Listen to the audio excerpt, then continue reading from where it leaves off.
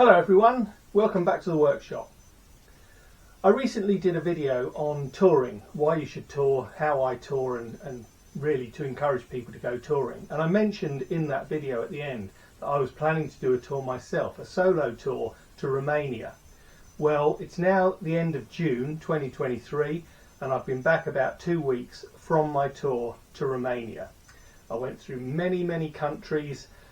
And what I want to do in this video is explain how I planned it, what my route was roughly, what went right, what went potentially catastrophically wrong, and you'll get to that as we go through the video, and what my conclusions were. What did I learn? Every day is a learning day, as they say, and I certainly learned something on this trip. So if that's what you're interested in, then stick around and I'll tell you my story. So last year, I did a trip that took me to Czech Republic, and that was the furthest I'd ever been east into Europe, and I loved it. I thought Czech Republic was a lovely country. I met some lovely people, saw some amazing places, and I really enjoyed it. And I thought for this year, 2023, I'd want to push my boundaries further. I mean, I don't want to go to, I don't know, Israel or somewhere. I don't want to go that far, but I do want to push further into Eastern Europe because I think Eastern Europe is a fascinating place to be. So my plan was to go to Hungary. I would go through Czech Republic again, go through Slovakia, and I would go into Hungary. And then I thought, well, if I'm going into Hungary, actually Romania isn't that far further on. So why don't I go to Romania, because Romania is supposed to be beautiful and I've never been there. I mean, I've never been to Hungary. So I thought, right, I'll go to Romania. And then I thought, well, actually, why don't I go to the Black Sea? And my purpose for this particular tour, my goal will be to have a swim in the Black Sea. And so that was the sort of the nub of how this thing evolved. So the way I plan tours, and I do this whether I'm touring on my own or whether I'm touring with my wife. I mean, it doesn't matter, as long as it's within our sort of sphere. I like to plan my hotels ahead. I like to plan a route, and I like to book hotels ahead. I know some people, they basically just ride, and at 4 o'clock in the afternoon they think, well, in another 100 miles I'll be so and so, and I'll book my hotel then. And that's fine. I mean, if that's what you want to do, that's absolutely fine. There's no right or wrong, but that's not the way I do it. I like to know where my night stops will be, and what I don't know is how I'm going to get there, because that will be determined by the weather, what the Garmin says, which level of adventurous routing I choose to put on the Garmin, etc. So the first thing I did was I put into Google Maps Hook of Holland to a place called Constanta, which is on the coast, roughly in the middle of the coastline on the Black Sea of Romania. Romania is quite a big country, but it doesn't have very much coastline, and of course it borders Ukraine.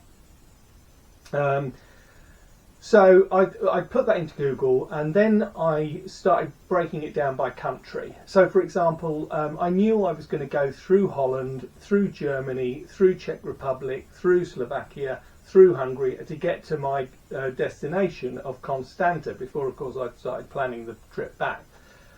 So I'd look up on Google, for example, prettiest towns / villages in Germany. And you get a sort of a map up on the screen, and I'd see, well, are there any of them near where my route is? Because I don't want to stay in some industrial complex or next to a chemical factory. I want to stay somewhere nice. I want to stay somewhere pretty. I want to see something pleasant about the country. And most countries have got something pleasant about them. So that's the sort of thing I did, and then I'd plan my routes, and I would work on the basis that I want to do roughly about 400 kilometres a day. I mean, the purpose of my touring is to see another country. I want to look and see. I don't want to be riding at 85 miles an hour down a motorway or zooming around not seeing anything. The whole purpose of doing this is to see another country. Otherwise you might as well just watch it on the telly, and that's not the idea. So what I typically do is I'll set off in the morning, and around 9 o'clock, and I'll trundle around at 50 miles an hour or so. I mean, obviously not in the towns. And if a bit of interesting road comes along up a mountain, then I might give it, have an element of spirited riding. And depending on what bike you're on, will determine how spirited that riding is. Last year, my tour to Czech Republic, I went on a Kawasaki Z900 Cafe, and I took a Krieger 30-litre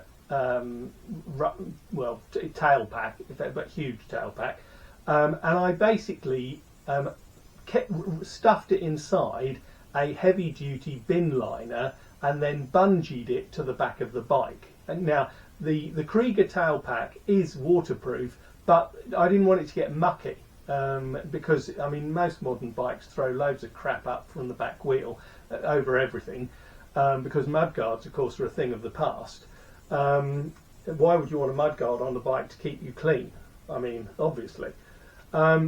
So that's what I did then. But this year, what I really wanted was more of a sports bike. So I bought a CBR 929RR, a year 2000 model. It needed quite a lot of love, and I gave it a lot of love, too much financially. And I bought some SW Motec Blaze panniers with the brackets to go on it. Now, SW Motec didn't actually make a pannier set for that model bike, but they did make one for, I think, a 2004 model. So I bought that, and I basically adapted it, which involved heating the support bars up and bending them slightly to suit the bike more. And it worked fine. I mean, I thought they were really good. Slightly awkward to pack, because they're a very awkward shape. I've got some Jivy aluminium panniers that my wife and I use when we tour together, and they're just basically a rectangular box with a lovely big lid, and they're brilliant. Whereas the SW Motec Blaze saddlebags are not an easy shape to pack things in. But apart from that, they were great. They came with a waterproof liner, which was needed, unfortunately. And it worked fine. As far as the bike prep went, I mean, I'd done a lot of work on the bike trying to get it ready, and to be honest with you, it wasn't really ready to go when I left. There were still problems with the engine, even though I'd spent thousands having the engine worked on. And essentially I bought a dog. I bought the bike with the intention of making it into a touring bike, and unfortunately I bought the wrong one. I don't have it anymore. I've done the trip, it got me round, and I don't have it anymore. So the route was established, the bike was prepped adequately, the luggage was sorted out. The only thing I added to my luggage, and I often ride with a bum bag. I know they're called other things in other countries, but where I live we call it a bum bag. But I didn't want to ride with a bum bag, and I didn't want a tank bag either, although I have toured with tank bags. So I bought a Krieger rucksack. So I bought this 15-litre Krieger rucksack, which was absolutely brilliant. I know these are expensive. I mean, I paid about 120 something pounds for this, which is a lot. When you can buy, you can buy a rucksack for a fiver. But they are absolutely so comfortable, because this clip system, the way that the attaching system works, is you hold the weight on your chest. The actual shoulder straps have no weight on them at all, which is obviously what a typical rucksack would have. And in fact, there were times in my trip where I'd sort of set off and I'd be riding along, and I'd think, oh bugger, where's the rucksack? Oh no, it's okay, I've got it on. Which to me is exactly what a rucksack should work like. And most of them don't, but it was brilliant.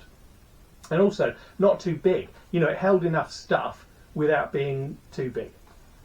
So, my route, okay. I went to a place called Harwich or Harwich. depending on how you pronounce it. It's spelt Harwich, but I've no idea why it's pronounced Harwich in the UK. And I got an overnight ferry with Stena to Hook of Holland, which is in Holland.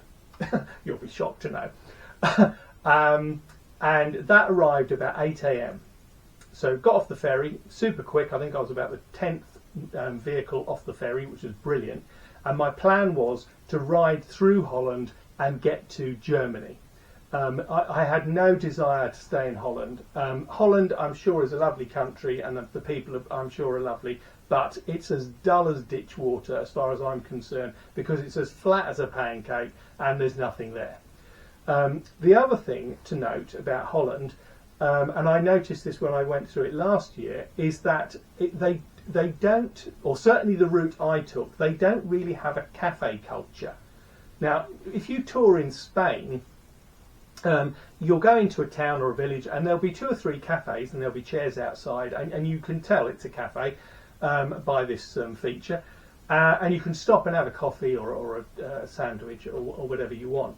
Whereas Holland and Germany doesn't seem to have that same culture. So you're riding along thinking, I could really do with a coffee, you know, about 11 o'clock, and you just cannot find a cafe. I mean, they may exist, but they are incredibly hard to find. I did, in fact, stop in Germany, I think it was. It could have been Holland.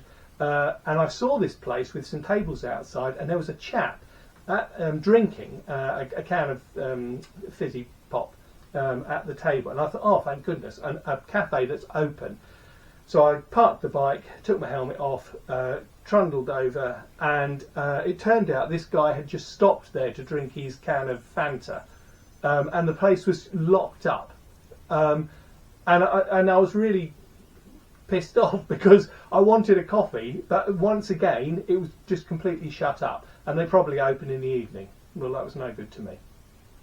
So went through Holland, not very interesting. Weather was good, had good dry weather, and went into Germany, and I was heading for a place called Bacharach, where I think Bert came from, but I could be wrong. Bacharach was lovely. It's a lovely old medieval town on the Rhine. It was beautiful. Had a nice meal in one of the little restaurants. I think I had dumplings, because obviously if you're in Germany you've got to have dumplings. And then the next morning, fabulous breakfast, the best breakfast of the trip, it has to be said.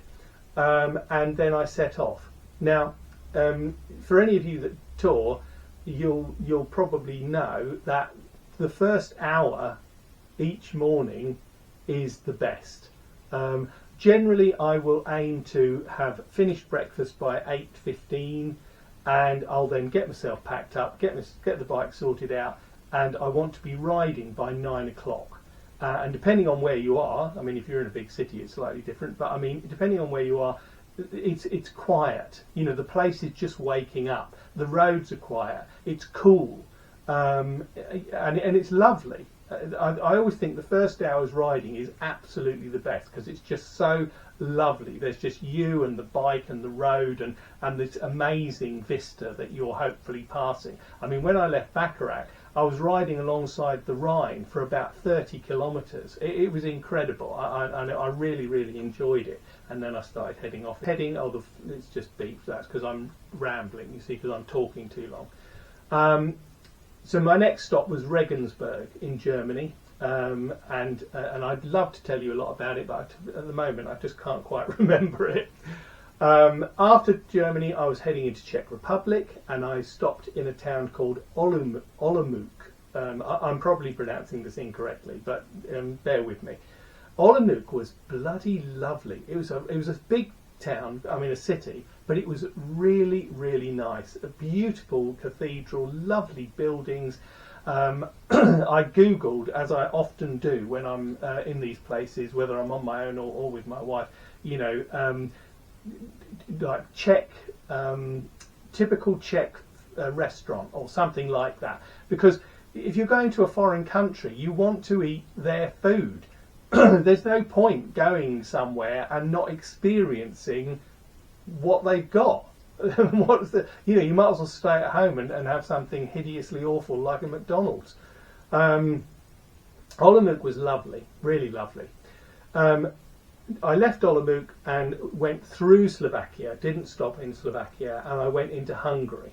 And I stayed in a place called Dunajsky, I think. And I mean, I did stay there, but I'm just not sure if that's how you pronounce it. So apologies if you don't. The Dunajsky was a little town on the Danube, on the River Danube. It was nice. I didn't see much of the place particularly. I was staying in a little B&B. It was about 500, 600 metres from the river. So I walked down. It was lovely, lovely warm weather. But by this stage, I haven't had any rain. And I walked along the river, and I found a little. I found an ice cream shop actually, and above the ice cream shop there was this sort of open terrace where there were some tables and people were eating a meal because it's sort of 7:30 p.m. in the evening.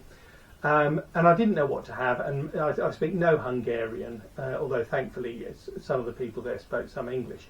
And I saw these people eating these very significantly large fish wrapped in thick batter.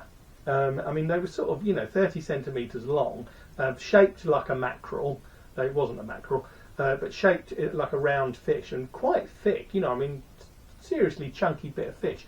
And they were eating it with chips and gherkins. Now, I went up to the counter and I said, "Do you have a menu?" Because obviously that's the international sign for menu. And they didn't have a menu in English, but I thought, well, that's fine because I can use Google Translate and I can work something out. And then they put some of these plates of fish and chips and gherkin on the counter, and I said, no, forget the menu. I want that. That's what I want. And everyone there was eating it. There was about sort of 40 odd people in the restaurant, and almost to a man or woman, they were eating this. And I thought, well, obviously it's their thing. So I sat. I managed to get a table right on the edge of this terrace, overlooking the Danube, watching the boats flit about, and they had these hydrofoils that were zooming up and down the river, and I enjoyed this wonderful fish meal. And then I wandered back to my B&B, and it was lovely, really lovely. After one critical bit about Hungary, okay, if you ever get the opportunity to go there, is the roads are bloody appalling. It was the worst roads of the entire trip. They were shockingly bad. Czech Republic, the roads generally are flipping brilliant. Same as Slovakia, but Hungary, not potholed necessarily, but bumpy. I mean, anything over 40 miles an hour and you'd have no fillings. Appallingly bad roads until you leave the border. As soon as you get into Romania, which was my next country, perfect, brilliant roads. So, next country, Romania. Now, I'm spending quite a few days in Romania because don't forget, Romania is the focus. First place I stopped was Baia Mare. Beautiful little town. Stayed in an old convent right near the town. Right near the old town. It was really nice. Had a lovely meal, great time. Left there, and then I was heading to Brasov. Brasov is where Dracula's castle is. So if you're interested in Dracula or relatives of Dracula, then that's the place to go. Brasov was lovely. I mean, like, seriously lovely. I mean, Romania is a beautiful country. If you ever get the chance to go there, the people that I interacted with were absolutely lovely. Most of them speak English because my Romanian is pretty poor. And Brasov was really lovely. Left Brasov and went through the mountains and headed towards Constanta, which was my sort of end point for that half of the trip. When I got out of the mountains, I then entered the flatlands. And bear in mind, I've got absolutely no idea what I'm heading into. I could be heading into a mountain range. I may not be. I've got a rough idea, but I had no idea that the last 200 kilometres from the hills to the coast was absolutely as flat as a pancake. I mean, it would give Holland a run for its money. I mean, seriously. There were, and you can see, and obviously these flatlands extend into Ukraine. Ukraine is the breadbasket of Europe, and you can totally see why. Because The wheat fields just went to the horizon and beyond. It was quite extraordinary, and unfortunately, of course, it means the roads are arrow straight because they've no reason not to be. So the last 200 kilometres were not interesting. When I was going through towns in various countries, but particularly in Romania, I might think, well, I'll have an ice cream. It's like 2 o'clock in the afternoon. I generally didn't stop for lunch. I had a good breakfast at the hotel, had a couple of snacks with me, and I'd stop for a couple of ice creams, and then I'd have dinner in the evening. And one of these stops, I pulled it. I realised that they don't really have ice cream shops, but they do have these things called mini supermarkets. And I saw one I was on this road riding through this very small town, and I saw this mini supermarket coming up on the right. So I pulled in, and in front of there was just this doorway into this mini supermarket, and there was some chairs outside in being covered by an awning, which was very typical. Romania has a lot of chairs and benches which people just sit on and watch the world. And you think, well, do you know what? There's worse things. Anyway, I went into this supermarket. There was a couple of people sitting outside. I think one of them was the village nutter, because he was like rambling on about something and shouting and getting on everyone's nerves. Anyway, I went inside and I searched for the bloody ice cream freezer, and I saw it in the corner. And there was a chap, probably a bit younger than me, at the counter being served. So anyway, I went over and sort of showed them my ice cream, which isn't a euphemism. I was actually buying an ice cream, and I just held it, and this lady behind the counter said something in Romanian, and I said, I'm sorry, I don't speak Romanian, and she said, give me the money. And so I said, oh right, okay, yeah, how much do you want? She said 5 lei, and I said, really? Is it normally 3? And she thought that was hilarious, which obviously I was joking with her. And she said, no, it is. And it was normally 5, as I discovered in my travels. And then I went outside, because I'd left my crash helmet on one of the chairs, because I was going to sit there and eat my ice cream. And this chap who'd been in front of me sat next to my helmet. So there's like this chap, my helmet on a chair, and then I sat in the next one, and we started chatting. And he spoke a bit of English, and he was telling me, that him and his wife used to have a little lodge in the mountains that they used to go up to and walk, go hiking in the mountains. And he told me about the bears, and he told me about the fact that Prince Charles, or King Charles as he is at the moment,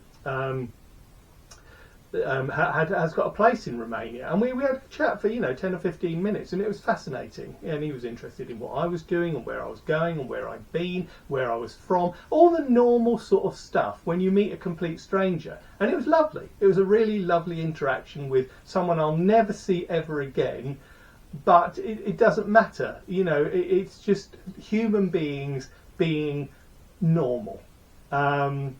Even though you have almost nothing in common apart from sharing the same planet. Anyway, Constanta. Constanta's a big place. It's a busy town. Lovely, lovely beach. I stayed in a very nice hotel. Because it was relatively inexpensive, I chose to go for a suite. I thought it'd be a sweet treat. And I stayed there 2 nights. It was very nice. I spent 1 day resting, and I went to the beach and I swam in the Black Sea, which is not black at all, or certainly wasn't there. And I had a very nice time. Had met some nice people, had some nice meals, and the next day I was leaving early to get to the Bulgarian border. That was my plan. So anyway, I set off at about 7:30 in the morning.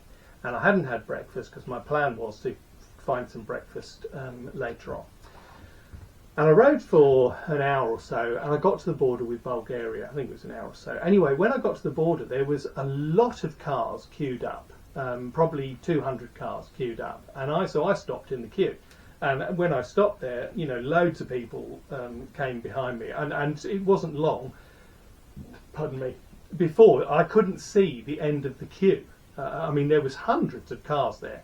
Anyway, chatting with some people in the queue, it transpired that day, Thursday, was Children's Day in Romania, and Children's Day is a big thing, and a lot of people bridge to the weekend, so they take the Friday off.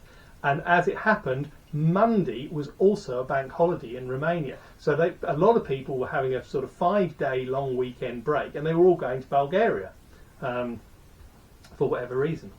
Anyway, this chap came walking down. I'm my bike's parked. I've got my helmet off. I'm chatting to a few people, and this chap came along, and he said, "You can go to the front." I said, "Really?" He said, "Yeah, you're a motorcycle. You've got priority. You can go to the front." And I said, "Really? I really can do that?" Because I'm thinking, he could be kidding me, and I'll get to the front, and he'll say, "Go to the back," and I didn't want that to happen. So he said, "No, honestly, seriously, you can go to the front." So anyway, I put my helmet on and I trundled off to the front, and I got to the front, and this official said, "What are you doing here?" I said, "Well, this guy told me I could come down. I have priority." He said, "You have no priority. You have no priority. You should be back there." Anyway, stand there. Don't move. So, and obviously, I'm sort of super humble, and because the last thing you want to do is upset an official at a border crossing.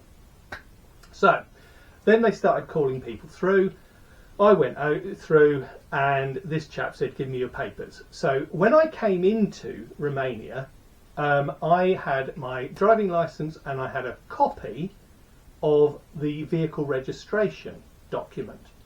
Now, just for context, okay, for the people that may be watching this that don't live in the UK, in the UK we have a government department called the DVLA, okay, and they issue a vehicle registration document which is called a V5, okay.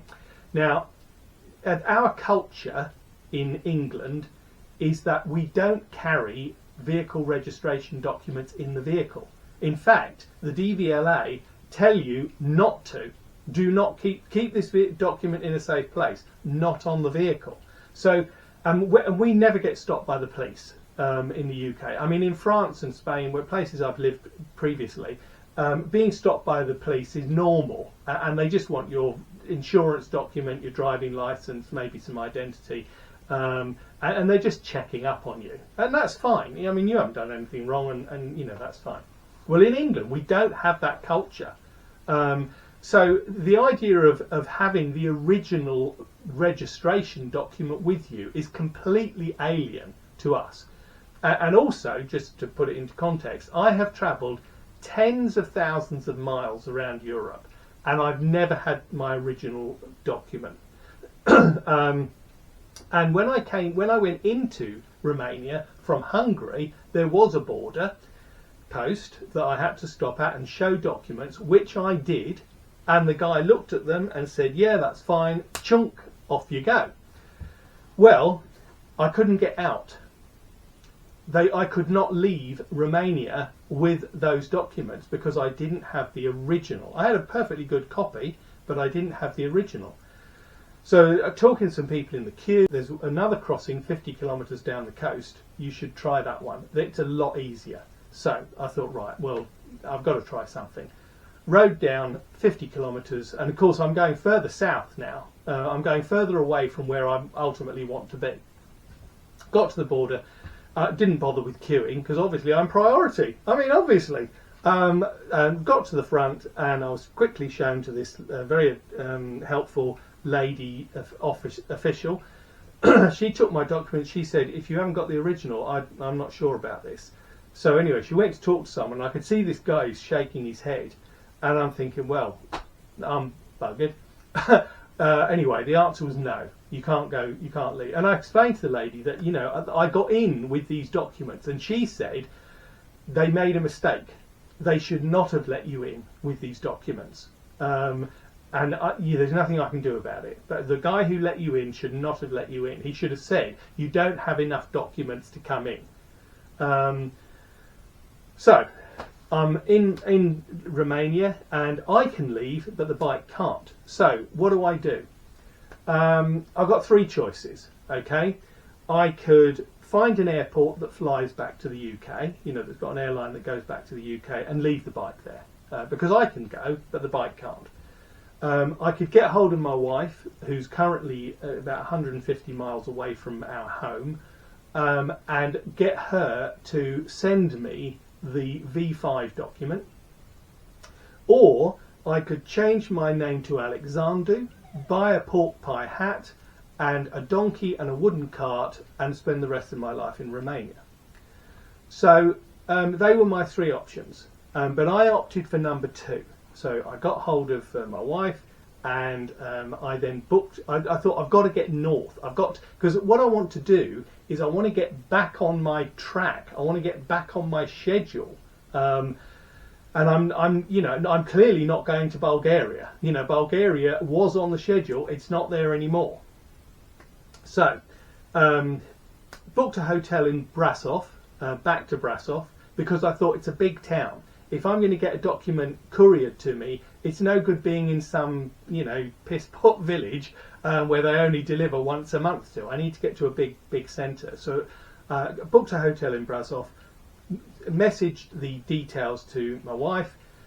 She then drove down to our home, which is in the West Midlands of England, and I started riding north to Brasov. She got here to our home, and she worked out. She went online, and FedEx did a 24-hour delivery, 24-hour guaranteed delivery. So they were the only ones that did this. So she got hold of FedEx. Within 20 minutes of her booking this document, FedEx were at the door, which is staggering in itself. Okay, they took the document. I was in Brasov, and I was following the tracking of this document. And it went to, I think it went to East Midlands in the UK. Then it went to Paris Charles de Gaulle. Then it went to Bucharest. Okay, so the next morning when I woke up, I could see that it was in Bucharest, and then at 10:01 Romanian time, it was in transit again. So I thought, well, it can only be in transit to Brasov, because Bucharest to Brasov is just under 4 hours driving time. So I thought, well, if it's in transit, it's got to be in transit here. So I went into Brasov Central, had some breakfast, and coincidentally, the FedEx depot was 12 minutes walk from my hotel. Complete coincidence, okay? I mean, it could have been like 5 miles away, but thank goodness it was literally 12 minutes walk from my hotel. So around 1 p.m. I walked up to the FedEx depot, went to talk to the people there, super helpful, absolutely couldn't do enough for me, totally understood the situation, and the guy said, we're expecting a car up from Bucharest in about 40 minutes, so hang around, have a coffee, and your document should be in there. So and this was probably the most nerve-wracking bit of this whole episode, because up to that point I wasn't really concerned. I mean, I had money, I had my credit cards, I had transport. It wasn't like the bike had broken down or anything. I just couldn't take the bike out of the country. And so literally the worst thing that could have happened would be to just leave the bike there and fly home. I mean, if it turned out that the V5 wasn't enough or whatever, that was the worst that could happen. So I wasn't unduly concerned. And also, Romania is a lovely place. It's a lovely country to be in. So anyway, about 20 minutes later, this guy came out. Mr. Stephen, got a document for you. And I was thinking, oh, thank goodness for that. Because, of course, that was Friday. Saturday and Sunday they don't work. Monday's a bank holiday. So if it hadn't arrived, I'd have had to wait till Tuesday. So, back to the hotel, packed up my gear, and I thought what I need to do is I'll put in the Garmin where I am now and my next stop tomorrow night. And my next stop was in the stop for the day after was Mostar in Bosnia. So I put it in, and it was nearly 1,200 kilometres, and I thought, shit, that's a long way. So what I need to do is just get on that path and start heading towards Mostar. And what I'll do is, because by this time it's about 4 o'clock in the afternoon, I'll just ride until it gets darkish, and then I'll find a hotel. And that's what I did. I went to a place called Faget, Faget, I think it was. It's got a funny little thing on the A. found a lovely hotel. It cost me £28 for this bloody beautiful hotel room, super modern hotel, lovely. Left there at 5:30, and by then I'd done about 400 kilometres or so, and I left there at 5:30 in the morning in order to get to Mostar. Okay, because again, I'm thinking, well, what if there's a massive queue at the border between Romania and Serbia? Because I've got to go through Serbia to get to Bosnia. Anyway, I rode for about 2 hours, and it was really lovely, beautiful morning. It had rained the night before, but it was dry. The roads were dry. I rode through these forests and up and down these hills. It was really lovely, and of course, early morning riding, I think, is just wonderful. Anyway, I'm heading towards the border, and I can see on the Garmin it's got this thick black line which indicates a border, and I'm getting closer and closer, and I'm thinking, well, there's not much traffic around, you know, and when compared to what I'd experienced when I tried to get into Bulgaria. Anyway, I arrived at the border crossing, and I was the only vehicle there, either side. There was a couple of cars parked, you know, from the officials, but there was no other vehicles.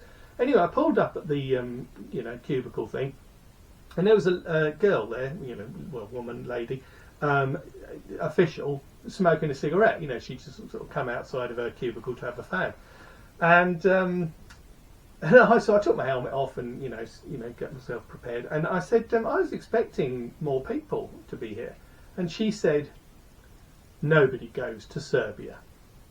And I thought, oh, okay, well, whatever.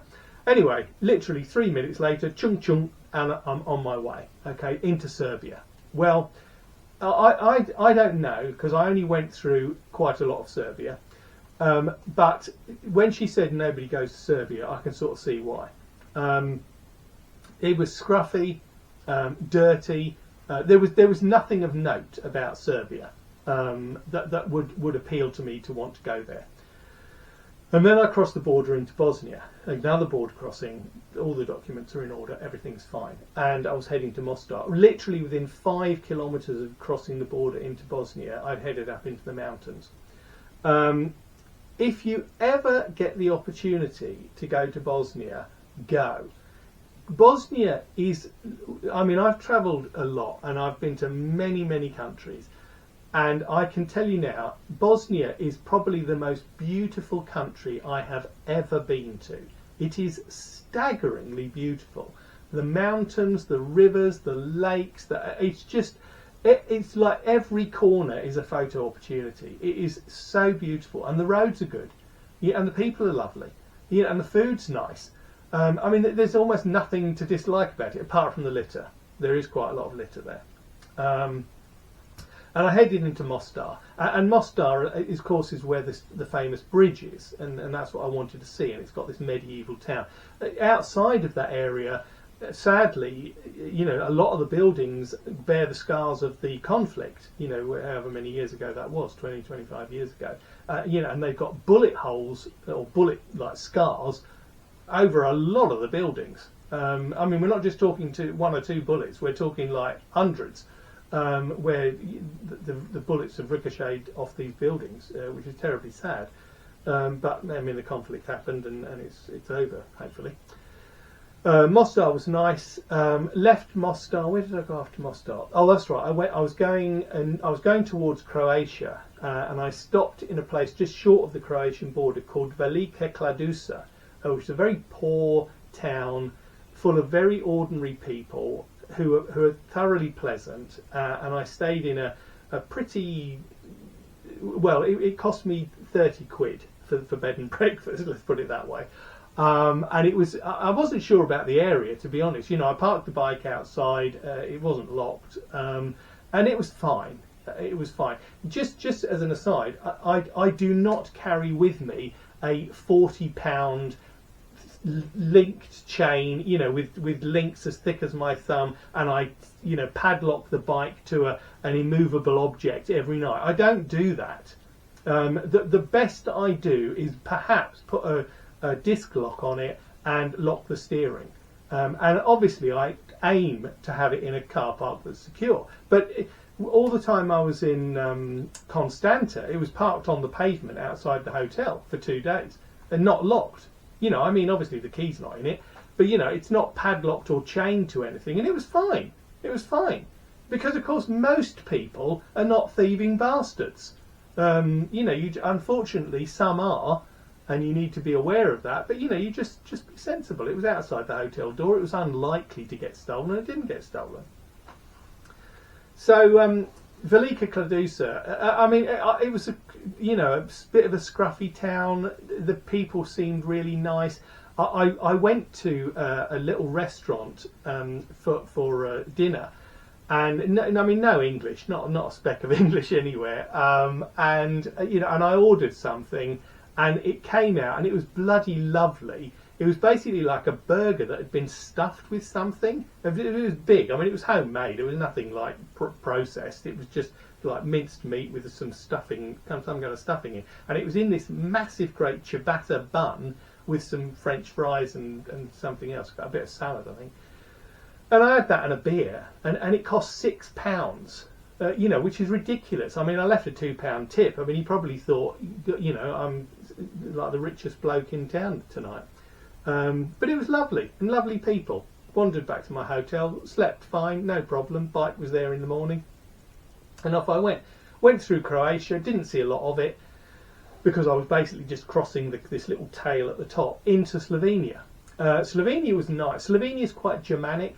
And it was nice what I saw. I was heading towards a place called Bled, where there's a really lovely lake there, apparently, and the mountains are lovely, apparently. But unfortunately, when I arrived and when I left, and in the intervening night, it absolutely pissed with rain, like incredibly heavy, all the time. It was like stair rods. I mean, it was just perpetual rain and super heavy, and so as a result all the mountains were shrouded in mist. In fact, everything was shrouded in mist. Even I was shrouded in mist. It was just awful to actually see the place, and I will go back there. The other thing to mention about Bled is it was bloody expensive. The cheapest meal I could find was and I enjoyed this pizza very much, but I think that cost about 30 quid. It was really expensive. Then after Bled, I left Slovenia and I was heading into Italy, through the mountains, beautiful mountains, and at lunchtime the next day, when I was heading to a place called Trento, the rain stopped and the sun came out, and it was lovely again. I've stayed in Trento before. Trento's a really nice town, expensive, and I mean, of course, when I'm saying expensive, I'm talking about expensive compared to where I've been. I mean, Hungary was not expensive, Romania was not expensive, Bosnia was bloody cheap, but I was going back into more Western Europe, so of course the prices were rising accordingly. Left Trento. And I was going to a place called Saluzzo. If you ever get the chance to go to Saluzzo, you should go. It's a beautiful, beautiful town, not too far from the Alps, which you go through to get into France. And that was where I went next. The Alps were, I mean, spectacular. Just absolutely spectacular. I mean, I rode some roads, single track roads up through the mountains. It was staggeringly lovely. Not as lovely as Bosnia, it has to be said, but not far off. Really beautiful. And I was heading to a place called La Ciotat, which is on the coast in the south of France. It's a little sort of a beach place, and I've been there many, many times when I lived in France, and it's lovely. And I had another swim, which was great. Then I was heading up into central France, and I was going to a place called Rodez, R-O-D-E-Z. Now, Rodez is not far from Milo, and some of you may know Milo because of the famous bridge, which was designed by an English architect, and I believe it's the highest suspension bridge in the world. I think the tallest tower is a kilometre tall, I believe. I could be talking utter nonsense, but I'm pretty sure that's what it is. I know it's unbelievably high from the top down, you've got the bridge in the middle, down to the floor, because it crosses the Tarn Gorge. I mean, I've crossed the bridge many times, but actually it's more spectacular not to cross the bridge and to go through the town, because then you can see the bridge, and it's quite spectacular.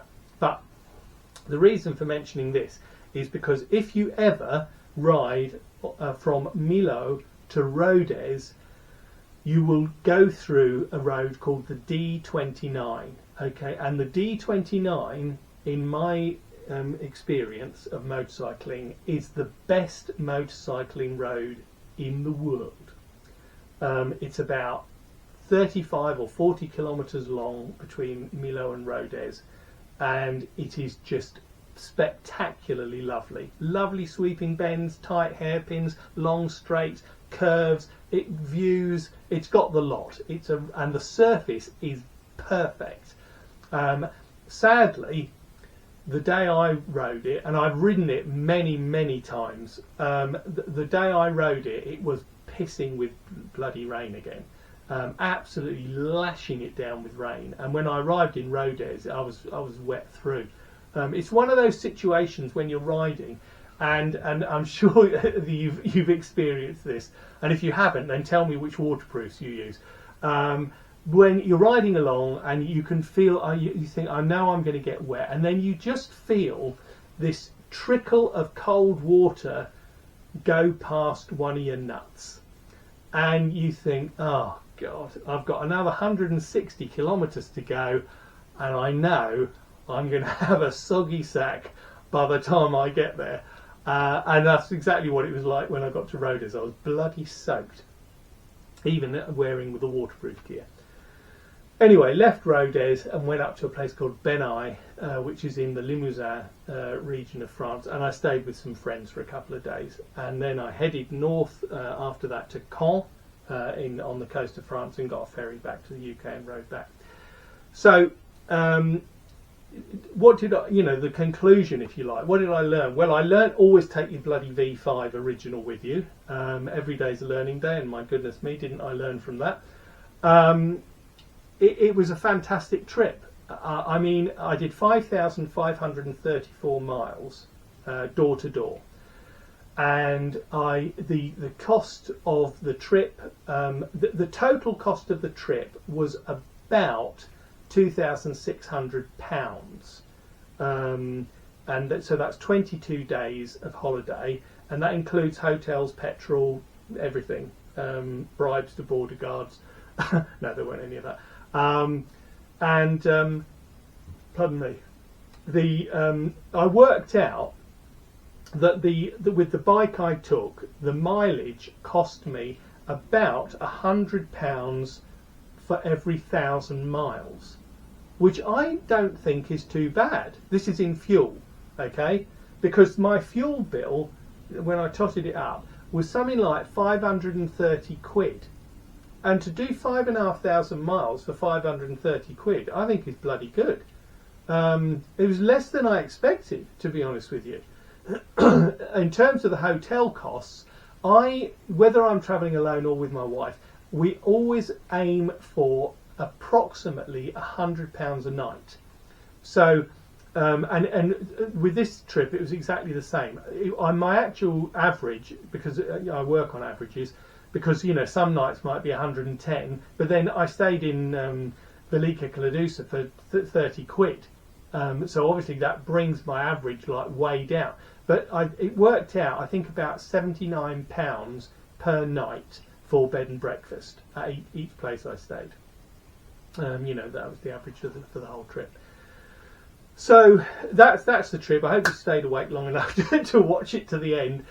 It was amazing. I enjoyed it enormously. Obviously, when I started, I was a little bit anxious. The most anxiety I felt was when I was waiting for the document in Brasov, because the actual incident itself, not being able to leave the country, I mean, I thought, well, no one's going to die.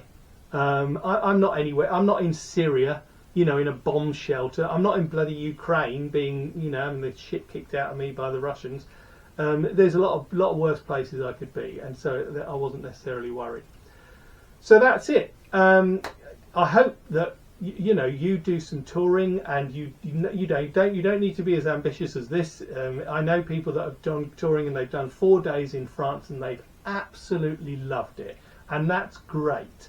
You know, the lovely big world out there. There's a lot of really lovely people who don't all want to steal your bike or rob you. So get out there and enjoy it. Next year I want to go to Albania. Never been to Albania. If you want to follow my adventures, I don't do video stuff when I'm touring because I don't want to turn it into a career. But I do take pictures, and I do write a blog which I post on Facebook. I've got a Facebook page which is the same name as this channel, Strano Bikes.